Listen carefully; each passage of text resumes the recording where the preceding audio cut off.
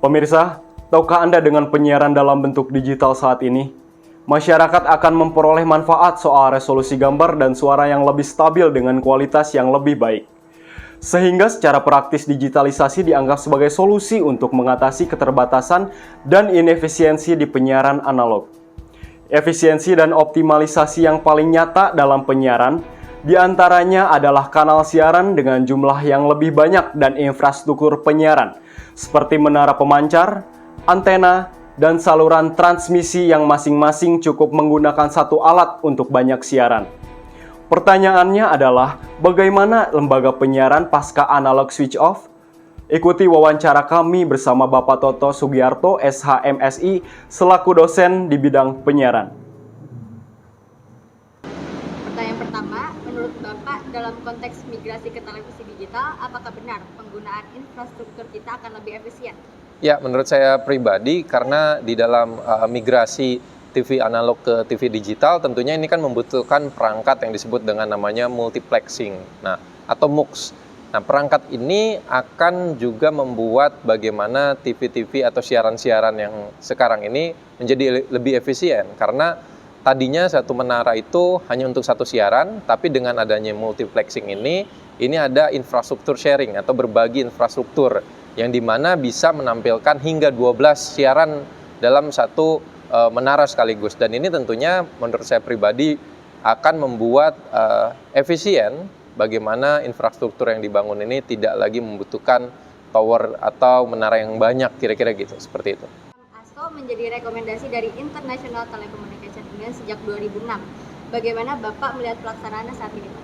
Iya, kalau saya melihat bagaimana pelaksanaan saat ini merupakan buah dari Undang-Undang Nomor 11 Tahun 2020 yang merevisi Undang-Undang Nomor 32 Tahun 2002 tentang penyiaran, di mana Undang-Undang Nomor 11 Tahun 2020 ini merupakan undang-undang terkait dengan Cipta Kerja. Nah, hasil dari Undang-Undang Cipta Kerja ini menelurkan bahwa memang pasca undang-undang ini sudah disiarkan kepada publik atau sudah disahkan, 2 tahun pasca itu atau tepatnya November 2022, ini semua TV harus melakukan migrasi ke sistem yang disebut dengan namanya ASO. Dengan sistem ini tentunya kita akan beralih dari sistem analog menjadi sistem digital. Dan ini merupakan buah dari aturan-aturan secara internasional, rekomendasi internasional, dan juga aturan-aturan yang dibuat oleh pemerintah pusat. Demikian. Menurut Bapak, bagaimana seharusnya kondisi lembaga penyiaran kita pasca ASO ini?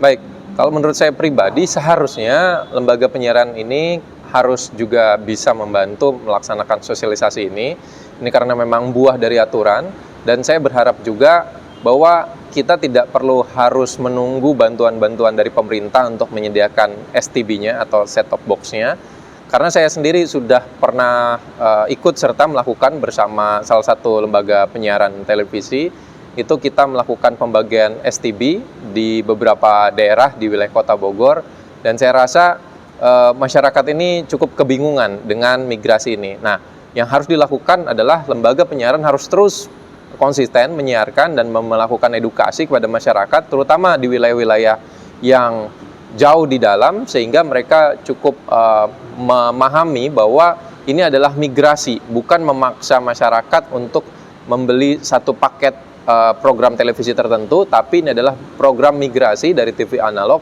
ke perubahan TV digital. Dan ini sebenarnya akan membuat masyarakat lebih nyaman untuk bisa menyaksikan siaran-siaran televisi. Dan tentunya juga pemerintah bersama dengan lembaga penyiaran seharusnya bersama bersinergi untuk bisa memastikan sinyal-sinyal di tempat-tempat yang memang daerah-daerah tertentu itu sudah sangat mencukupi untuk bisa dilakukan melihat secara langsung siaran-siaran yang sudah disediakan oleh lembaga penyiaran televisi. Demikian.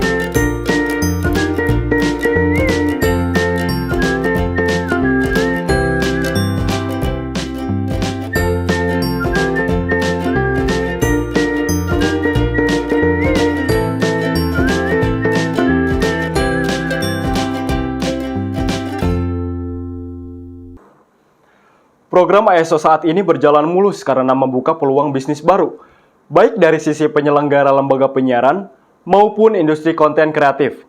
Sehingga industri penyiaran akan terus tumbuh lebih sehat. Baik, sekian berita yang dapat saya sampaikan. Saya Farhan Said Anjari dan segenap kru yang bertugas mengucapkan terima kasih dan sampai jumpa.